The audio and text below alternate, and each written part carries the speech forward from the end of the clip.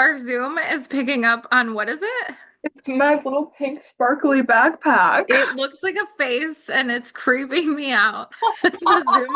The Zoom agrees. It looks like a face keeps appearing. My doppelganger. No, that's so funny. No, when I joined, I saw that. I was like, it looked like a hand. I was like, who is that? I thought it was like a mask or something. So Okay, well, we're gonna have to snip a picture of that later from our recording and put that out because I'm so disturbed by your weird backpack that Zoom seems to think is a person. And I was like, what is that? I just kept thinking it was like an art project with like weird face. Okay. Well, that kind of is a good lead in because today, I had thrown out our plan of what we were going to watch before, and I went with the perfect movie for all the snow that we've gotten and the cold weather, and honestly, the grumpiness that I feel about it because it is cold outside. I was not prepared for winter, and so I'm very grumpy. So this week we watched Grumpy Old Men. And before we get into the synopsis, um, do you think that this was the right movie for this kind of weather? yeah, definitely. I mean, with the ice fishing and things like that, I kind of one reminded me, oh wow, there's actually stuff you could do in the cold weather. You don't just have to sit inside. And I was like, I'm just gonna sit inside anyways. Nope. But it How reminded me, much it's like, wow. how much snow do you guys have? We had like we were estimated to get between like 9 to 12 inches. Currently, I don't know. It's like all just frozen over, but most of our snow is turned into ice.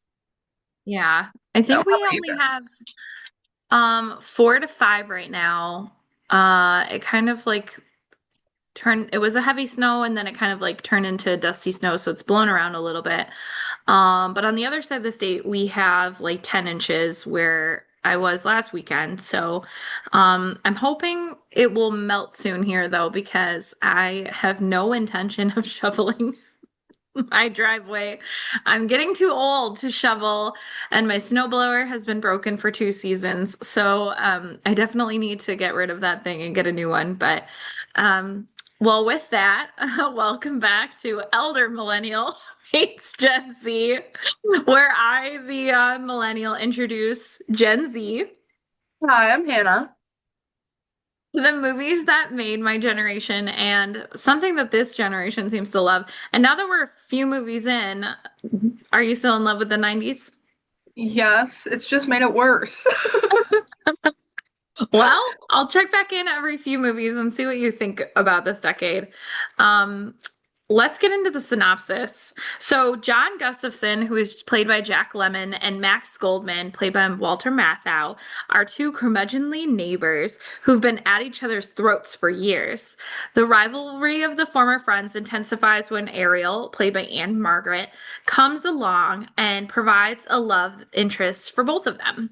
When Max finds out that John is experiencing family troubles and financial ruin, however, he eventually steps in to help before making it a little bit worse. Their bond is further cemented when John has a health scare and Max makes the ultimate sacrifice for his friend. Which, not really the ultimate sacrifice. He makes the sacrifice, but I was surprised that it says in the synopsis ultimate sacrifice. That makes it sound like he donated a kidney or something. Um, Without giving it away, though, what did you think of the movie? It was super good. It was super good. I will say I think it was perfect for the weather because it was just silly and goofy, and I didn't really watching it. I didn't really have to like think too much. You know what I mean? It was just a movie that I could sit back and write down my thoughts as haphazardly as I wanted and just be like, oh, this was weird and funny. I'm gonna write this down instead of like genuinely like thinking about the real world impacts. So it was kind of nice to just be able to like watch a stupid goofy movie. Not stupid, but like stupid goofy movie. That Yeah. good. And No, I it's a good one for that. yeah, it was nice. It was definitely nice. And I liked the rivalry. I thought their little pranks on each other were enthralling, to say the least. I personally found inspiration. I'm gonna start doing some of their pranks on people. Just We wait, need guys. to watch this movie. I hope that you don't know Hannah and have her play these pranks on you because that's terrible. Terrible thing to do to someone. But let's talk about the cast. So the movie was directed by Donald Petrie. He's also known for How to Lose a Guy in 10 Days, Miss Congeniality, which I found out that you have not seen. Welcome to Mooseport, which is a good movie, but those are all from the 2000s. In the 90s, he directed My Favorite Martian, which is the remake. Richie Rich, which we might, if you haven't seen that one, we might want to add that one to our list. I know a lot of people have mentioned it to me. Like, is this on your list? And Turner and Hooch, which is from the late 80s.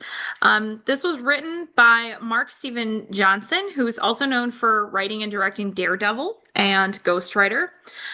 Both are movies that I did not enjoy.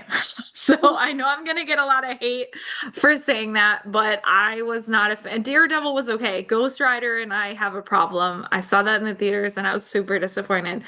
But this movie, though, was a winner for me. As discussed, John Gustafson is played by Jack Lemmon. Jack Lemmon has been acting since 1949. He was in some really great movies like Bell, Book, and Candle, which is kind of a witchy movie. I think you'd like that one. My favorite movie that he did was Some Like It Hot, opposite Marilyn Monroe. So that was a really good movie. He was in a version of The Apartment, not my favorite version, but one of the performances of The Apartment. He was in a really great movie called How to Murder Your Wife. It sounds crazy, but it was actually a really good old movie. He was also in The Out of Towners, and he more recently narrated The Legend of Bagger Vance. So if you ever see that movie, he is the narrator. Now, that's Jack Lemmon. Max Goldman is played by the incredible Walter Matthau, who's been acting since 1950, so they about started in the business around the same time. He's been in movies like Charade with Cary Grant and Audrey Hepburn. He played opposite Barbara Streisand in Hello, Dolly, which is a terrific musical if you haven't seen that one. He's also been in things like Bad News Bears and Dennis the Menace. And he narrated, and I did not realize this, he narrated How the Grinch Stole Christmas, which is one of my absolute favorites. Yeah, it's a great movie. Oh my I gosh. know. And then his last movie that he did was Hanging Up with Meg Ryan, Lisa Kudrow from Friends, and the famous, who you will know now, Diane Keaton, who was Annie in our first movie. So his last movie that he did was with Diane Keaton. Kind of puts us again full circle, ties in. I love that we always tie it back. And Jack Lemmon and Walter Matthau have been working together in actually 10 films. They did The Fortune Cookie, they did Odd Couple, the first and the second movie. They did a movie called Front Page, Buddy Buddy, JFK, The Glass Harp, Out to Sea, which was also funny, and followed this one, and Grumpy Old Men, as we saw, and then its sequel, Grumpier Old Men. Did you know that it had a sequel? I did end up looking up if it did, and I wanted to know, is it good? It is good. It is Okay. good. I mean, I feel like the sequels are always hard. I feel like the first movie is always better than the second movie. That's why they made the second movie, is because the first movie was so good. I don't think I've ever seen a sequel that I'm like, that was better than the first movie. But anyway, have you also heard of The Odd Couple? I think I've heard of it, but I don't think I've ever seen it. Okay. Well, it's a story written by Neil Simon. So there's like a lot of Neil Simon plays that if you studied English or literature or anything like that, you'll come across Neil Simon at some point. But Jack Lemmon plays Felix, and he plays like an Felix is like an OCD neat freak who moves in with his best friend pending his divorce. And his best friend is Oscar, played by Walter Matthau, and Oscar's like an absolute slob. So the two of them like play in this movie series called The Odd Couple. And it's like one is very OCD neat freak and the other one's a slob, and they like bicker, and it's hard for them to be in an apartment together. So if you ever have like a roommate that's your complete opposite, this is a great movie to watch, as they're complete opposites. Oh my gosh. Wait, that sounds so good. It is really good. So I haven't covered all of our characters. So who was your favorite character out of all the movie, out of everything in the movie? Ariel, played by Ariel? Ann-Margret. Loved her. She, honestly, I literally wrote it down. I She had a reminds feeling. me of myself. Okay. She reminds me of myself. She's Why was she out in the snow in a leotard? I thought it was so funny. I was like, that's something I would do. And then I'd get brutally sick and complain and be like, oh, like, this isn't my fault, guys, when it actively is my fault. Like, I just really resonated with her. And Okay. the statue in her house was interesting. And just like how she interacted with John and Max was just, I don't know, I just thought it was funny. I really related with her. I resonated. Okay. She was also Okay. Well, crazy, which I loved. if we see you building a sauna and then running around in your leotard in the snow, we will talk about that. Yeah. We'll be bringing that up on this pod for sure. If I get reports, it's something like Hannah's out there again, running around in the snow. Well, before we go any further into the cast, let's go into the movie. So the movie opens on snowy town in Minnesota and a frozen lake with ice shanties on the lake. A snow plow comes by and blocks in the cars in the street, which is why you do not park in the street during winter because your car will be plowed in. A man is banging on Gustafson's house, and as John Gustafson climbs out the second floor window and shimmies down, sneaking through his neighbor's backyard and then coming around the front of his neighbor's house, John is greeted by his neighbor Max, who is asking, "Who's knocking at the door?" The man at the door puts a letter in the mailbox and walks up to the duo and says, "Where can I find Mr. Gustafson?" And Max says, "Mr. John Gustafson? You mean the low-life asswipe egg sucker? John Gustafson? Man's crazy, loco, always hanging out around those kinky strip bars, you know, where men take their clothes off." The man's name is Snyder, and he gives his card, which John quickly takes. And Snyder is actually played by a writer and actor who wrote The Graduate, which is a really classic movie. He wrote the screenplay for Catch 22, also based on a book. And he was a writer on the 60s TV show Get Smart. Nobody in your generation will probably recognize some of those. However, anyone in mine might, and then Gen X and boomers will definitely remember, especially Get Smart. So there's a new neighbor moving in across the street, and the neighbor has a giant naked man statue, which is what you were just talking about. So if I see you wheeling that to your next apartment, we'll know that you've gone full Ann-Margret. Um, John reads the letter that he got from the man. It's a final notice, 30 days to pay. You see that Max and John kind of lead similar but slightly different lives. Max is eating his microwave dinner, and John his eggs and spam, trying to make it as cheap as possible. And there's snow, and more snow coming, which is similar to here right now.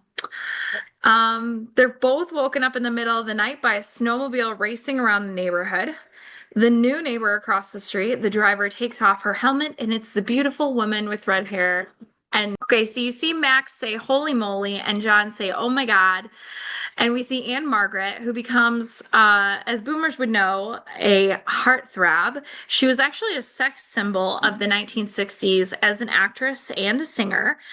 She was best known for her work in Carnal Knowledge, Made in Paris, Bye Bye Birdie, and Taxi.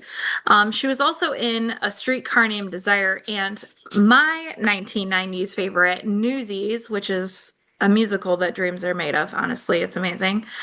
Later, she was in the movie Old Dogs and Queen Bees, which is a really great it's like a movie about older ladies getting into trouble Ooh.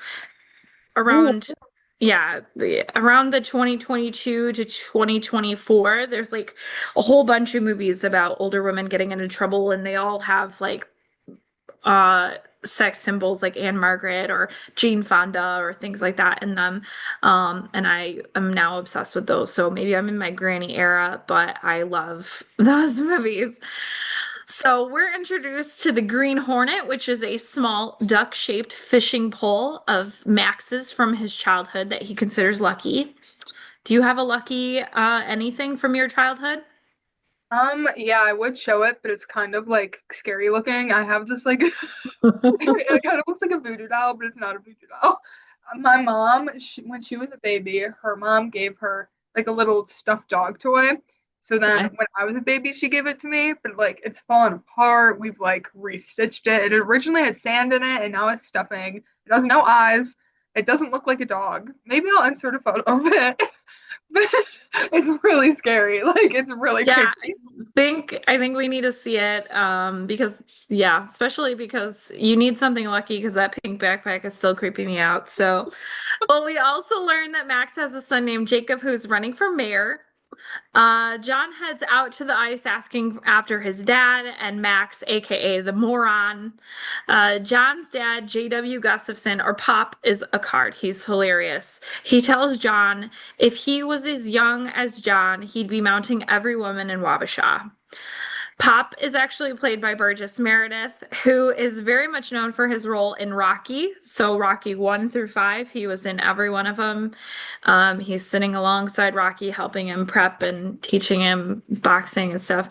But I know him best for his work in Puff the Magic Dragon, his voice work. He played Puff. I just thought that was really, anyway, it was such a cute little story. That's really weird to watch when you're older because you're like, okay, somebody was definitely on drugs making this movie. But he is the voice in Puff the Magic Dragon. He's also in another great 90's movie called Tall Tale. Have you seen Tall Tale? No, I have not. Okay, well, that might go on our list later. So what did you think of Shantytown? Have you ever been ice fishing? No, I have not been ice fishing. I have been fishing though. I have Okay. been fishing normally. It was nice, but it also kind of reminded me of like my small town growing up, minus like the excessive cold weather, because obviously like living in Illinois, it's not like as cold as Minnesota, but like kind of just like the vibes reminded me of my town growing up, because like a lot of people would go ice fishing and things like that when the lakes froze over, and just like the little houses and things like that kind of looked similar. And I was like, oh my God, it's like Hampshire, Illinois. Wow. Which like is a Well, good thing. ice fishing takes a lot of patience unless you have tip up. So I used to go ice fishing with my grandpa and we would set the tip up, which is people call that cheating because it's like a little essentially it's like you have a line that's connected to a flag and when it gets pulled it triggers the flag and the flag flies up and then you can go actually like reel it in and check it. But we would go sledding while we waited for the tip up to happen. And I don't think he used tip ups most of the time. I think he just used it when we were around because he wasn't going to go sit out there and watch it. But yeah, I really liked their shanties. Like Max has a TV in his shanty, and John's shanty has like carpet and a record player, and they're very cozy and comfortable. I mean, if you're sitting out there on the ice that long, hopefully it's warm and you're comfortable. Yeah. But I thought that was really funny. So after leaving the ice, Max and John are arguing because when aren't they arguing in this movie? To be honest. This time, Max is bragging about his catch. He has a lot of fish on his cat that he's caught, and Mad John only caught two. He throws one of them, a dead fish, into Max's car, and then when Max goes inside, so he doesn't even see it happen, which is the prank that I'm hoping you're not going to play on people because it's just cruel. It was so funny. One thing I really liked about John though was the fact that like when he went fishing, he only caught what he was gonna eat. And I thought that was really cool. I was like environmentalist, baddie. Yeah, I think that was a lie, Hannah. I think he didn't catch very many fish, and that was his excuse. And I think when they talk about that later, I you fell for it. I I think that was did. like oh yeah, I only have two fish because I only catch what I'm gonna keep is like a very good line for I didn't catch a lot and but I'm trying to save face. I'm trying to still seem impressive. So I can't believe you're gullible, but you I am gullible. No, I just thought he was an environmentalist who wanted to save the fish. don't I was think like, I he's an like his environment. color. So I got played. that's so funny. Well, and if you saw, like his fish were really small too. He was not catching a lot of things. So maybe that Green Hornet does bring in a lot of luck. Or maybe he just Max has a better spot on the lake. But at 1 a.m., John gets a knock at the door and tries to escape out the window, thinking it's the debt collector, and he falls. But instead, it's his new neighbor asking to use his bathroom just to snoop on who he is as a person. She is so nosy. She also took his mail to find out who he is. Like, I hope Yeah, that you're not doing that to people too. I Like, support that. Like let sometimes me you have snoop to. through your bathroom. I don't know you. I haven't introduced myself, but I'm gonna find a reason to snoop through your bathroom. Uh, Oh, I love her her. her name is obviously, as we talked about, Ariel Truax. She teaches American literature at the local university. And next day at the pharmacy, Ariel introduces herself to Max as well and also gives him his mail that she also stole. We see John selling his piano for the money when his daughter Mel and his granddaughter come over. Mel tells him that she's getting separated from her husband Mike. John says he never really liked Mike anyway. Well, Mel is played by Daryl Hannah, and Daryl Hannah is known for her role in Kill Bill 1 and 2. She was also in Wall Street and really known in Splash. She plays the mermaid in Splash. Um, she was also in The Little Rascals, which is another 90's movie. Have you seen Little? Oh, yeah, that one's getting added to our list. Uh, Oh, I've heard of that one. it's a good, it's a good classic. It's like also lighthearted. She was also in Steel Magnolias. That one's outside of our 90's, as that came in the late 80's, but that's a good watch, a good play. And she was also in My Favorite Martian, who, so as we know, that came from the director. So maybe he was like, we got to get her again. I don't know. It was a good movie. Um, so that's something to keep a lookout for. That's a good 90's movie, but I don't know if we'll hit that on maybe later in our series, as we've got so many great movies to watch. Across the street, Ariel is screaming and running and rolling around in the snow in her leotard, as you talked about that you're going to be doing soon. And then she goes back into her sauna. So she's cooling off and then rolling around in the snow, and she's hot and then she's cold and then she goes back in and to get more warm again. And John sits down with his TV dinner in front of the TV to watch the lottery numbers. And next door, Max is greeted by his son dropping off some signs for his mayoral campaign. Now, Max's son Jacob is played by Kevin Pollak, who's best known for The Usual Suspects, End of Days, the whole 9 yards, the whole 10 yards. He was in both of those. He's also in A Few Good Men. He's also been in the movie Willow, which is probably a movie right up your alley. He was in Wayne's World 2, and a couple movies that I think I'm going to ask you about is That Thing You Do. Have you seen that one? No, I have Oh, not. that's a good one. That's a good one about a pop band. Um, I would love that. but it's from it's like a Beatles type band. Yeah. And because it's from they put it in a different time period. And then another 90's classic that is just like the epitome of 90's movies is She's All That. I have seen She's All That. Okay. That one's a good one.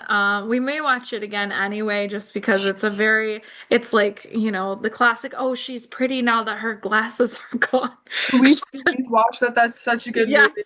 that's, we'll add that to our list. My favorite thing, though, that the Kevin Pollak, who plays Jacob, was in recently is he plays Moishe Maisel, who is the father-in-law in the marvelous Mrs. Maisel, which is on Amazon. Love that show. Love him in that character. Such a great show. Um, so Max plays a prank on getting a remote for John's TV and keeps changing the channel when John is trying to get the lottery numbers. Uh, I also love that clip because he's like watching, like he keeps flipping to all these like really classic cartoons, like Little Caesars and a bunch of other things that you see were just like classic, not cartoons, I'm sorry, commercials. But they were like classic commercials of that time. So it's like the fact that you see them, I was like, oh, I remember that commercial. Um, and it was so good because like you think that there's like some desperation he's never gonna know. Um, but he could easily call in. So like you call later and you can find out if your ticket won. So I feel like figuring out if you won the lottery like shouldn't be like the biggest thing either. Like you're not gonna win the lottery. There's a very low likelihood that you're gonna win the lottery. Somebody has to win, so it would have been nice if he actually did win in this movie, but yeah, like maybe he didn't get his winning lottery ticket numbers, and then later they like check him and he finds out that he did. That's what Bo thought was going to happen. Um, and it did not. Had nothing to do with the rest of the movie. But John catches on, and this is where we learn that they have been fighting since 1938. Jacob tells Max to go to the window to apologize, and John sprays him with water, which I loved. Then John sprays the roof of Max's house with water, which is supposed to cause an avalanche off the roof when the door slams, but in the morning it misses Max. Apparently, he was supposed to use hot water. Uh, John digs his car out and Max takes off with the dead fish, and his car is starting to sink. Max calls John a putz as he drives away. Now, I will say something like this has recently happened to me, and I was worried that I pissed somebody off. I'd gotten into my car and it reeked, and I was like, what happened? Like, who put a dead fish in my car? And I was like searching my car. My car was not nearly as messy as Max's. Um, and it was like a week of me trying to figure out why my car smelled like, did something die in there? Was there a dead fish in there? Did I make an enemy? I was like trying to make a list of all these people that could have possibly been around my car.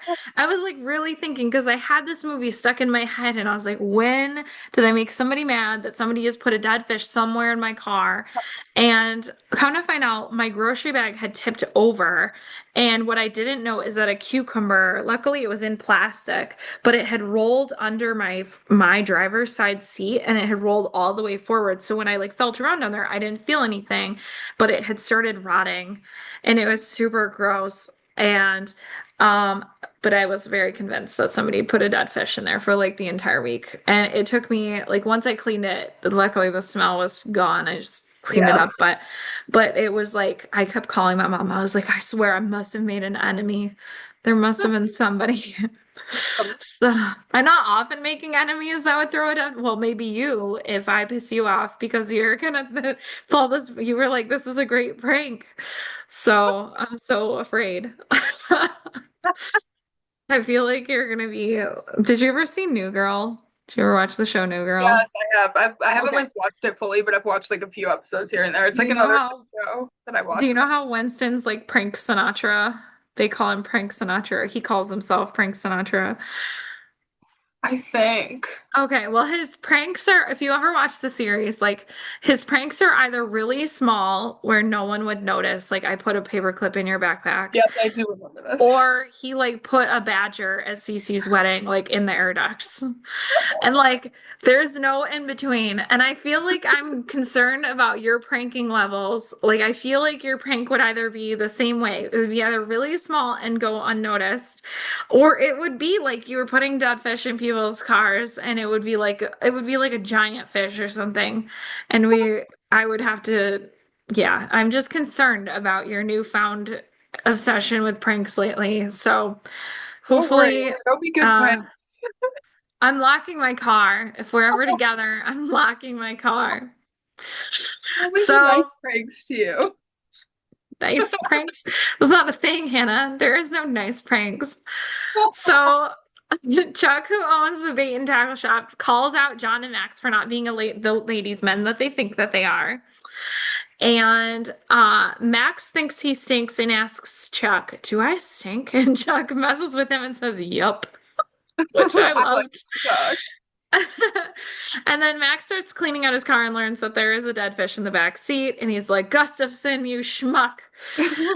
And then back in the ice shanty, the Green Hornet goes right into the hole, pulled by a fish, and Max can't get it back. And then we get to Thanksgiving. And Thanksgiving is where we learn that Melanie and Jacob grew up together. He actually had a crush on her. John tells Jacob that Mel and Mike are getting divorced.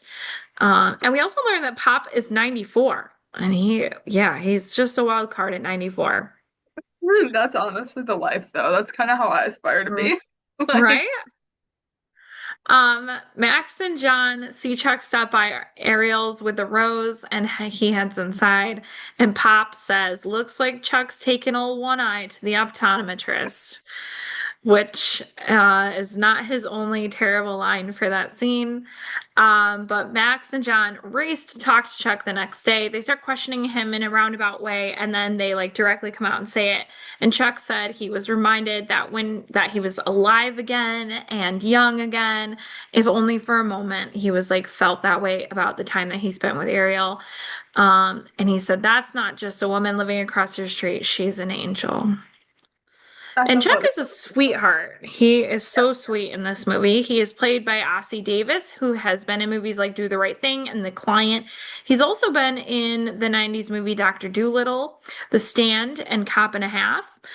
Now, both men get cleaned up and they get ready to go across the street, and you hear the "I'm Too Sexy" song. But Max beats John there, all because he was too sexy for his hat, and he had to go through 7 hats before he could get to the right hat, which I love. I want I like have a it whole bunch written of. down. And then we see the inside of Ariel's house, which is filled with art and sculpture. Max used to be a TV repairman, and he offers to fix her TV that is now a fish tank, and could not understand why she would want it to be a fish tank. And then Max spots the naked sculpture of her husband, Ernest, who passed on, and he was definitely nude, which is probably very intimidating.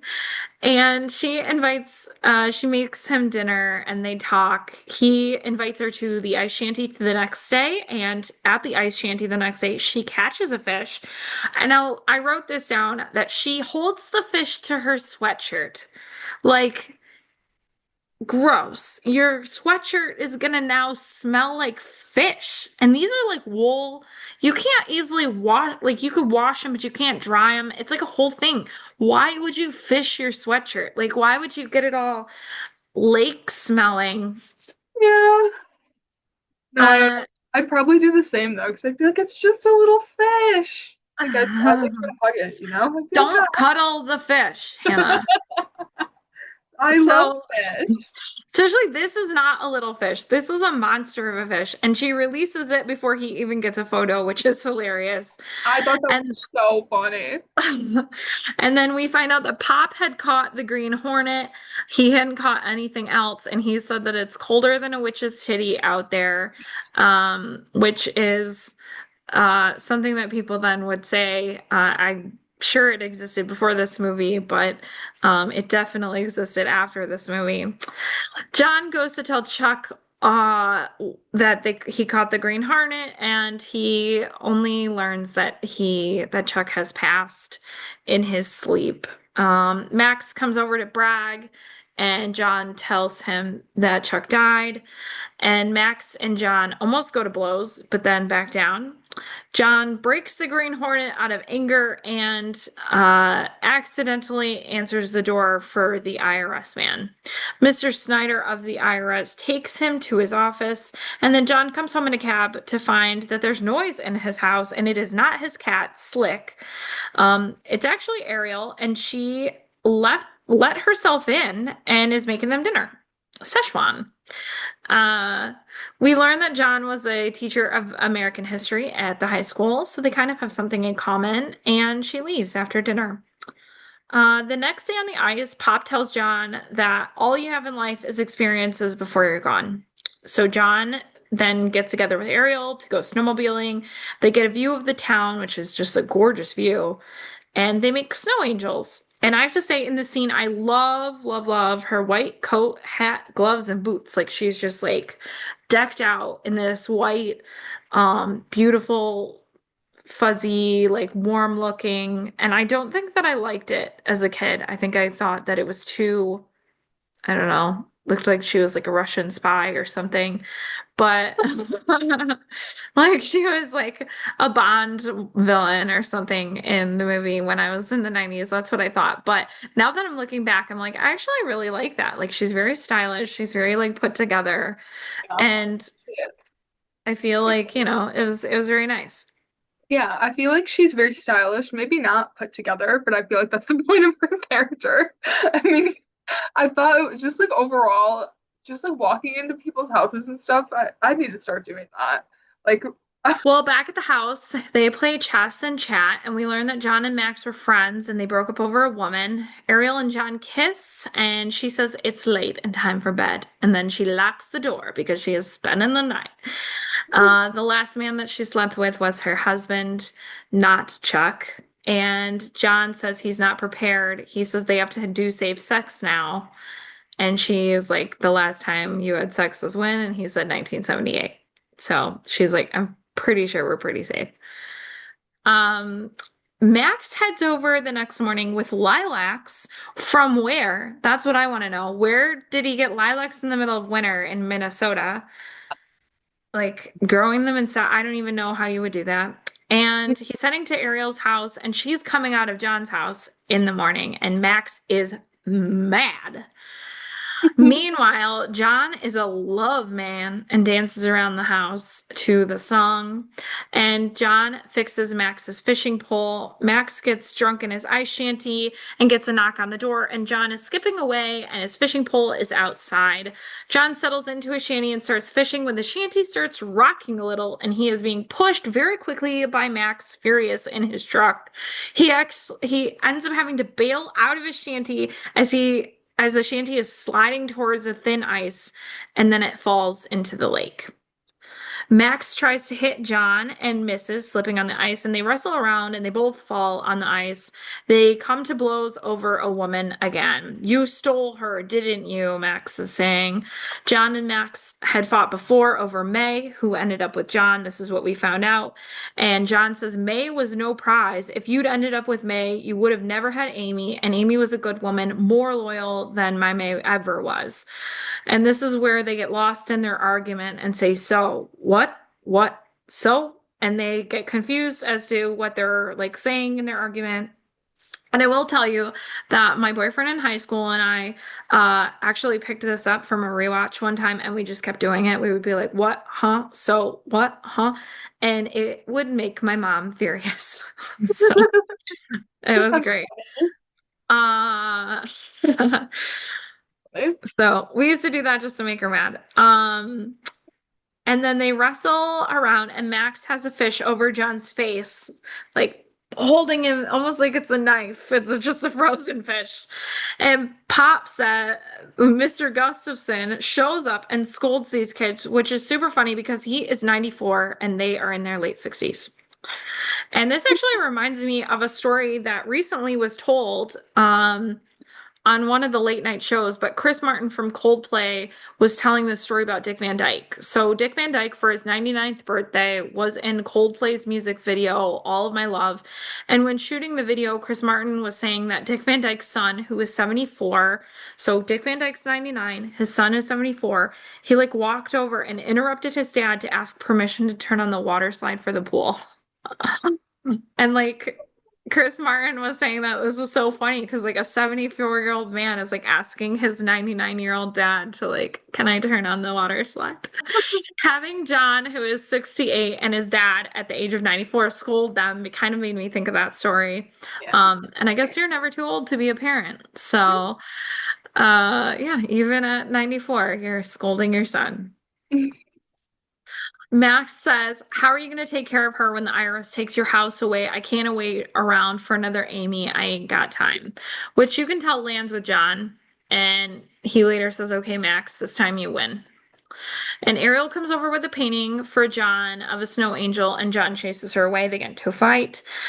He says he's too old and he doesn't like her hanging around. He's not afraid to be alone like she is, kind of like a dig. She gets upset and she says that he'll regret the risks he doesn't take. Then she leaves crying and throws the painting in the snow, which nobody ends up picking up that painting. So, and we never see it again. Yeah, that was like an unfinished little mini plot. Yeah. Um, So he feels awful, but he's trying to keep his former friendship. Max starts hanging out with Ariel, and it's Christmas. Mel comes over with Mike and her daughter. John isn't happy to see Mike and says to Mel that the only thing he knows she'll regret in this life are the risks she doesn't take.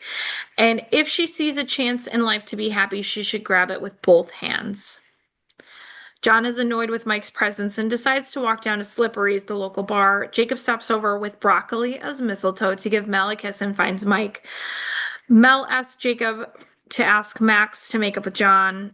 Jacob sends Max to Slippery's, but Max said he'd rather kiss a dead moose's butt. And then he does end up going anyway. The kids are parenting their grumpy old men, which Yep. I guess you're never too young to parent your parents. Yeah. Yeah. Great. So John and Max fight, and Max says thank you, and Ariel, and then takes it back. And John says he wants to ask him something. Do you love her? Love makes the whole thing worthwhile. Max says thank you for the fishing pole, not for Ariel. He didn't give up Ariel. It's kind of what he's saying, like, I got her myself. And John gets mad and said, it's not about the fishing pole, it's about Ariel. He gave her up and leaves in a huff. John heads to walk back home, and he ends up having a heart attack in the snow outside of a house full of people inside at a party. Yeah. Max follows out the door not far after and finds John laying in the snow and gets help. John says, I don't want to die looking at your ugly face. I don't quote. I thought that was so funny. I was like, okay, this man's like saving you and you still gotta be an a-hole. Come Yeah. on. You can so tell too that like the way the characters interact, you could tell that the actors have worked together multiple times, which I really liked. And you could tell that Yeah. like the characters were meant to be formerly best friends. Yeah, That I was mean yeah. they were pretty close through their careers, so they worked together a lot. Um well, at the hospital, Max has to say if he's friend or family, and he finally agrees that he's a friend. Back at home, Max tells Ariel that John is in the hospital, and Ariel goes to pay a visit to John in the hospital. And then the IRS starts taking things out of John's house to sell and threatens to sell John's house to get the money. We learn that May worked part-time for 11 years and she didn't claim the income on her taxes. So, with taxes and fees, John owes $57,000. Now, there is an error in this that you can't go back 11 years. You can only go back, the IRS can only come after you for the last 7 years, which is like your open tax returns. So they couldn't go back 11 years. I'm maybe that's a newer law since 1993, but I doubt it. But you wouldn't be able to go back that far. Okay, that's interesting. That's why Interesting. you, So, Yeah, that's why you only have to keep like records of the last 7 years of your taxes and anything that's associated with your taxes. Everything after 11 or 7 years, you can recycle, shred preferably, so that you're not giving out your information. But yeah, it's just I was like, oh, they can't do that. They can't go back 11 years. That was what I was thinking. no So idea that. So, but that's crazy. So it would have been realistically less then. yeah, but still, 57,000 is a lot of money. Um, and even if it was like 37,000, that was more than what they had. So Yeah. Max takes on the IRS and the hired moving men, and he boards the house shut. Max says, Hey, Snyder, why don't you do the world a favor and pull your lip over your head and swallow? And I'm going to tell you that after this in 1993, I heard that line a lot in the 90's. Pull your lip over your head and swallow. Um, he also puts a dead fish in Snyder's car, which is great. And the moving men leave because they can't get in. Jacob has an injunction with a 30-day cease and desist order, and Max also pulled the roof trick and covers the IRS agent in snow avalanche from the roof and blames it on Ariel. He's like, she did it. Wasn't me. Next we see a church and everyone is dressed in black. And here's where my boyfriend Bo was like super worried about John having died. And Yeah. that's when I realized he's never seen this movie. Like I asked him had he seen the movie and he was like, "Oh yeah." And then we watch it and then he asked that and I'm like, "You haven't seen this movie." Uh I thought someone died too. I was like, Yeah. Well, and so I think like the first thought is, okay, John died. yeah. And then your second thought is Pop died. Yeah. Like he's That's kind of what I 94. thought. That's kind of what I Yeah. thought. So we quickly learn that it's actually a wedding. and that John and Ariel are getting married. Pop walks Ariel down the aisle and demands a kiss before Ariel and John leave after they get hitched, which I think is hilarious because he's very pushy at 94. Max gives John the title back on the house. Jacob got the IRS to waive all the penalties, and Max paid the 13,000. Um, John and Ariel kiss, and they realize there is a dead fish in the limo. Max laughs, what a putz, as we see the fish dropped out the window. And then Max heads to the Daughters of the American Revolution dance at the VFW. Jacob realizes Melanie is next door, and she signals him to come over. And then we see the bloopers, which is the best. This is what I was telling you. I was like, hang on. Like, when you think the movie's over, you gotta hang on for the bloopers. So, what did I miss? So let me go through. I have lots of random notes. Okay, so in bloopers, I thought it was funny when Mike said on New Year's Eve or Christmas, whatever it is. I thought that was funny. Yeah. I was like, okay, real. I was shook when John married Ariel. Shook. I did not think that was gonna happen, like at all. I was like, what? I was so perturbed because I was like, oh, I thought her and Max were a thing, and then like obviously No, he her gave and her Max are up. just friends. I don't They know. were, I thought they were gonna be a thing. I don't know. no, Maybe. they were just friends. She friend zoned him really early on. I don't think she would have gone back on that. I think that they were just hanging out as friends and Max was flaunting it to Yeah. try to make John Just upset. honestly, in retrospect, just to piss John off. Because they didn't have anything in common. I think that was the other thing that you like, especially like looking back on it. I don't think I noticed this like when I used to watch it before, but looking back on it, like they spell out all these things that John and Ariel have in common. Like they were both teachers, they're both interested in history, they're both interested in literature. He listens to music, they play chess together. Where Max just likes TV and sports, and Ariel doesn't follow any of those things. She turned her TV into a fish tank, and he was like, why would you even do this? Yeah. Like they kind of seem, while he likes her and the company is fun, I think they seem a little incompatible. Yeah. That makes sense. No, I thought the fish tank TV was a really creative idea, and I might steal that. I need to reinvent my fish tank, You anyways. can't you can't turn a flat screen into a fish tank though. You have to get like an old television or an old like vintage radio like from the 1950s, 60s, 70s. Like you can't turn like your LED LCD screen That's true. into, yeah, that would be, It's so unless you have upsetting, really though. flat fish. Oh, that would be so cool, though. I noted that when John was in the snow after he had a heart attack, I thought it was so sad how Max looked at him because you could tell that he was like sad and that he was like, what the heck is going on? I felt so bad, obviously more for John because like he had just had a heart attack, but I felt so bad. In the Yeah. I felt so bad because Well, I throughout the movie, they were talking to each other about people that they knew that had died. And like, oh, this person died, and that person died, and then Chuck died. yeah, And Chuck's death was so sudden too. I was like, I don't know. I feel like it was for being like a funny, goofy, kind of all over the place movie. It was kind of sad at times, and I was like, why? Why did John have a heart attack in the middle? I don't know. Oh, I do have a question. Is that like an accurate representation of how somebody like acts in a heart attack? well, I'm not a medical expert. Well, yeah. But yes, you have pain in your left arm.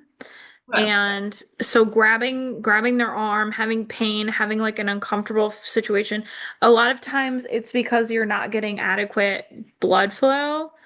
Mhm. So there's a bunch of different reasons. There's a couple of reasons that you can have a heart attack. Like one is like your rhythm can, like a tachycardia situation where your rhythm can get off. And please, if you're a medical professional, feel free to correct me because I am not one. But you can also have like arteries that get completely clogged and that stop feeding blood to your heart. You can have a bunch of different malfunctions with your heart, but typically, as they say for, and I should specify, that if you Google this, they will give you a lot of lists of symptoms. A lot of those standard symptoms that we learned in the 90's, because it was really big to like talk about, oh, these are the signs of a heart attack. I mean, I think I learned all these things as a kid, maybe seeing this movie and other movies and things like that, but you get a pain in your left arm, and a lot of people will grab their arm, and then you'll start to like lose, like your breathing will get rapid. You'll have a hard time catching your breath, and yeah, you can collapse.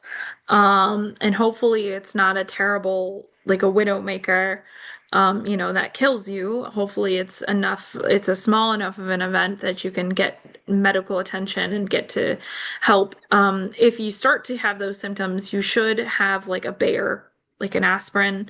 You should take something. If you don't have medication for like heart cardiovascular events like that, then you should take an aspirin as a last resort. But now I should say this is what we learned like through the 90's in various movies. I don't know why heart attack was a thing. Maybe it's because it's like so physical that you can see it. Like you can see when somebody's like clutching their arm, things like that. But that is a typical symptom for a man. Now, women have a tendency to have symptoms that can affect their stomach. So like your stomach is like right underneath your heart. Um, and for anybody going, why is she talking so much about this? One, like heart disease runs in my family, and so I do know a little bit from that. And then I also had a pericardial effusion not that long ago, and very quickly learned like that my stomach is way higher than I think that it is. Like everyone is like, oh, your stomach's like in your abdomen. Like, no, it's like right under your heart, just at the bottom of your rib cage. And anyway, so women oftentimes have like stomach symptoms more than they have like the arm symptoms. So, one, take care of your heart. That includes regular exercise. And then two, and eating healthy and avoiding like bad, especially high sugars. Like a lot of people think fats.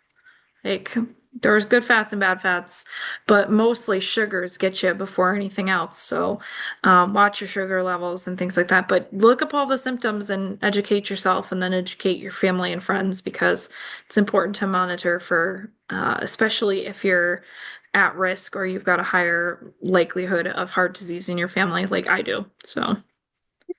Good to know. Good to know. Okay. Bear is in my cabinet, even though I've never needed it, and my heart has been fine and my arteries are great and clean.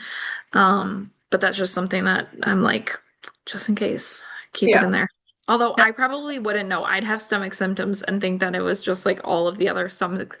I'm one of those like girlies that has stomach and intestinal problems like nobody's business. So, yeah. I get that. Yeah.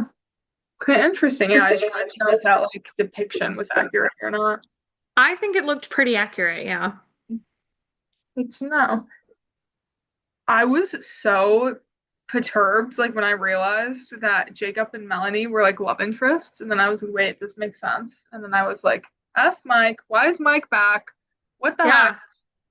I mean, Can I like, tell you before you go to something else though, but can I tell you like as a kid, I was like they can't be together. She's too tall for him.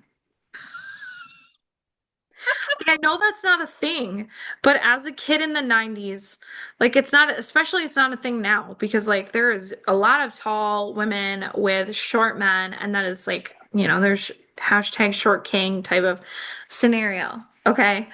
Um, I hope I use that right, Gen Z, Gen you did. Alpha. You did. Okay. Like correct me, whatever. But in the 90's, I was like, she's too tall. He is short. They can never be together. Like it was made up in my mind, and I was annoyed that they would even put them together in this movie. Like put him up on a box, make him look taller or something. Make him where he is. I don't know why, but I think it was because like the 90's like really like coming out of the 2000s, we were like very body conscious and we were not like body conscientious. So we were not like body positive. We were definitely like you grew up with very defined thoughts about what a couple should look like, about what like how should they go together, they should be, and so it's really hard to unlearn all of those things. And granted, I would not care about their height anymore. Like I don't care about their height. But it was so funny because I was like watching the scene and I thought it was cute, and then the next time they got in the same room, I was like, I have a very distinct memory about being annoyed about their height discrepancy, how she was taller than he was. And I was like, why did I ever care about that? So I was doing some thought on that, but I just wanted to point that out that as a kid, I was like, ah, they don't look good as a couple. Me as a kid probably would have felt the same way. Me at like 12 would have been like, ew, ew. But And like it's no. and it's not like I never had an issue. And I'm glad about this, but I never had an issue like if they were of different ethnicities, like that wouldn't bother me. But the height thing, it was like a height thing. Like it's just like, yeah. So anyway, No, I don't I feel that. I feel that. Yeah, no, I feel like too, just like growing up, it's so expected that the guy's taller than the girl. And it's like funny because my mom's taller than my dad. And that's part of why I didn't like that because I was like, ew, I don't like that you were taller than him in your wedding photos. Gross. So like that came into how I viewed couples until I was like maybe like in high school. So I think that's funny. yeah. And I've dated people that were shorter than me, and I just didn't. I like with this in mind, I think it was earlier on too, but with this in mind, like I wore flats. I tried to be as close in height as possible. Yeah. Um, I never wore my heels. My heels stayed in my closet during that relationship. So So I am with any guy that's like an inch or two taller than me. I'm like, no, even an inch or two, no, no heels around you. it should not, it shouldn't be an issue. It should not. You should just wear the heels. Who cares? I feel like we're in a really good place now where we can be like, who cares? Nobody Yeah. should care about that. These are such like stupid things to care about. But anyway, Yeah, no. I rated the movie though an 8 out of 10. So an very 8 out of 10. it's an 8 All out of right. Okay. Did you rate the other movies? I feel like we have no rating system up till now. 10. I feel like I have rated them. I just don't know if I've said it in podcasts. Okay, maybe we need to type them and put them out so that we can like put out what your rating is. Make sure Yeah. you're rating them like not while drinking wine because I went to a friend's party once and it was like we were doing a wine tasting party and Brittany knows who she is. We had a wine tasting party and we all came. And I think by the fifth or sixth wine, the rating system went from stars to smiley faces and hearts. And then, like, you couldn't distinguish which one was better than the other one because we had changed the shapes 3 times. And we're like, oh, it's 4 stars. Is that better than 4 smiley faces? And we're like, I don't know. Because you've had so much wine that, like, your rating system doesn't make any sense anymore. So. Oh, funny. But to you, like wine tipsy, it does. You're like, this makes sense. I was just like, oh, it's all great. And by the like, you're a couple of glasses in, because we were doing like little minor like glasses because we were trying to taste, but like well, by the time several of those add up. And so by the time you're just like, oh, I gave this one 4 shamrocks, and everybody was like, who threw in shamrocks? Like, where's a shamrock rank on with stars and smiley faces? So, yeah, that's what happens. Like, yeah. And her mom, it was great because her mom was part of the problem. She was like, she threw in a different shape at one point, and I was like, what is that? Like, is that better than smiley faces? I thought we were doing smiley faces. That's So, funny. I- yeah. So keep your rankings sober because otherwise they won't make sense. Just a warning. Okay, Warning I from appreciate that. the elder. That's my warning to you. Do Thank you have you. anything else before I introduce our next watch? I think overall, it was just like, as we talked about, it was like the perfect just movie just to watch and not have to worry Yeah. about anything. It was so good in that regard. And oh, I didn't say we talked about this earlier. I didn't say this in the podcast. So I watched half of it with my friend and half of it with Okay. my boyfriend. So, well, my friend knew what was going on, but then she didn't get to finish it.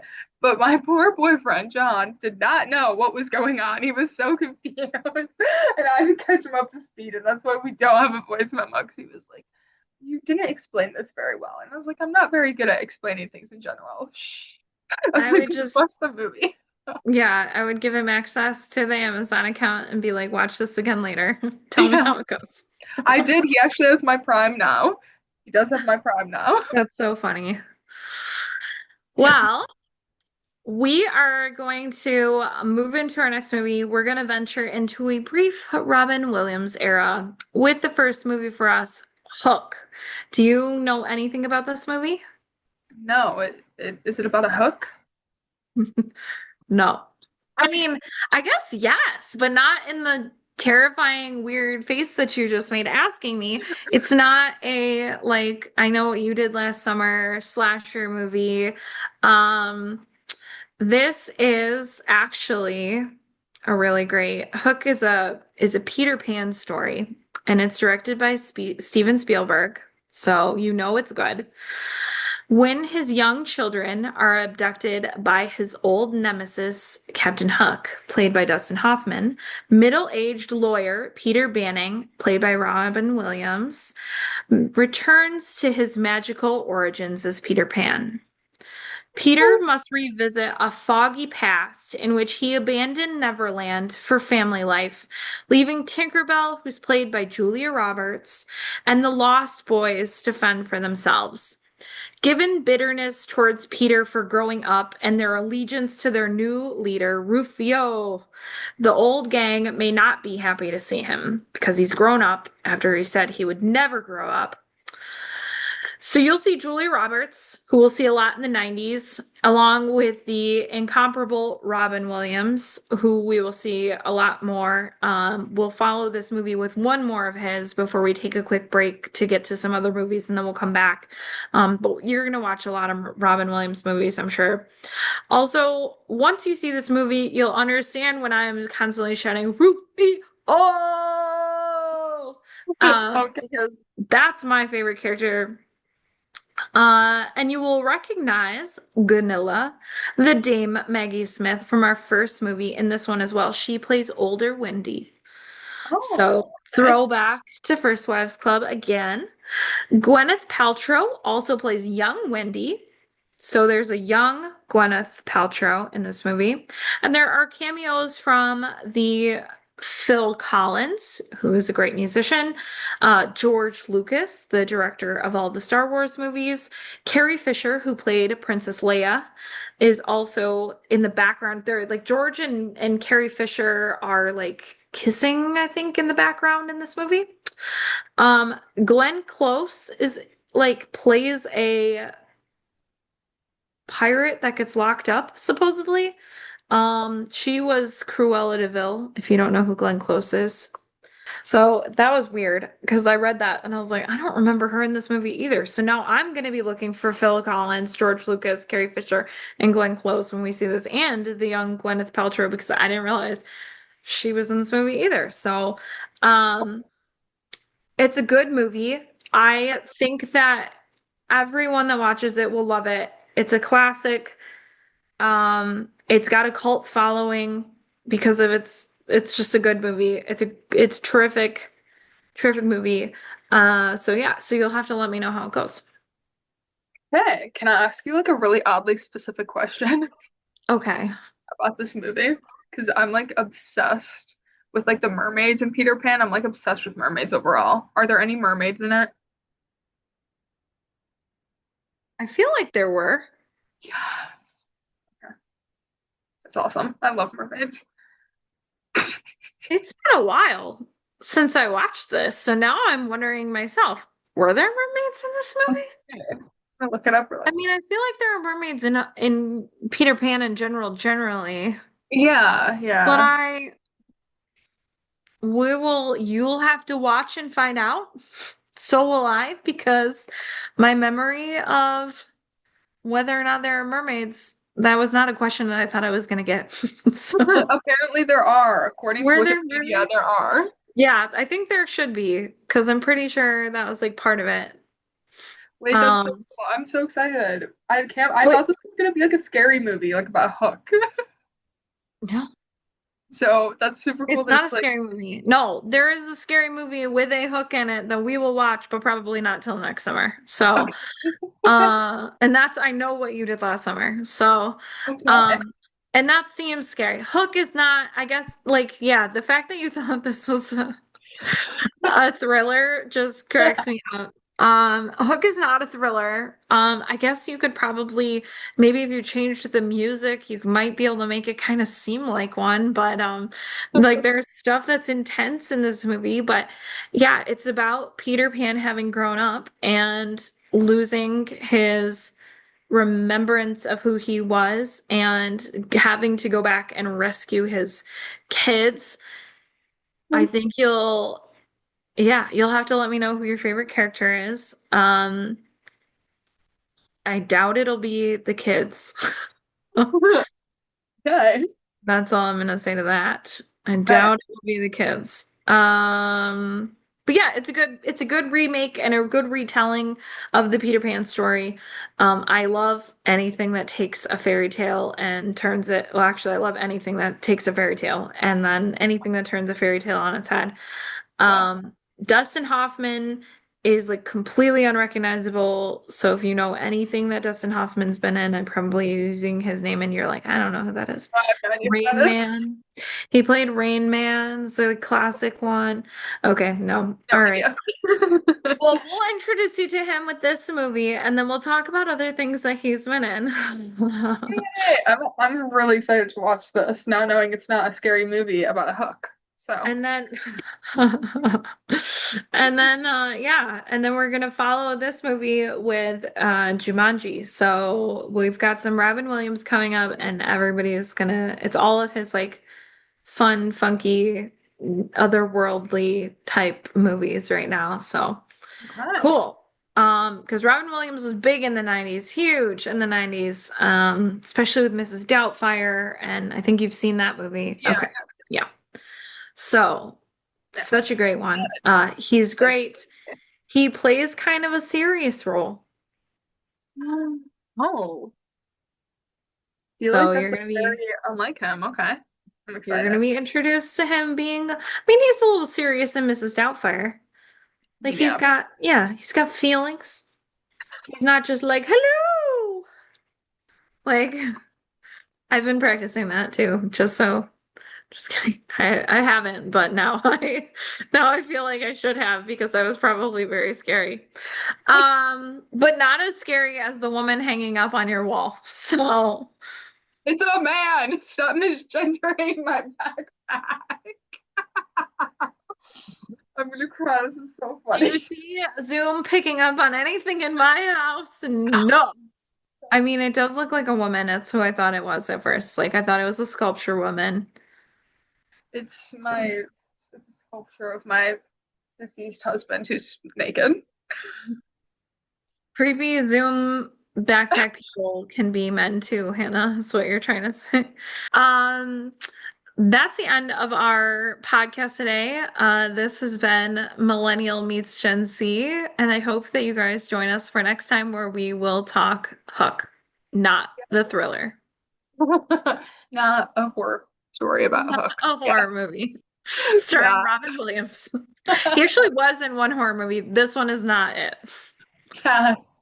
Yes. All Yeah, right. So that's until next scary. time, see you later. Happy Yes. 90s watching. Yes. Bye, guys.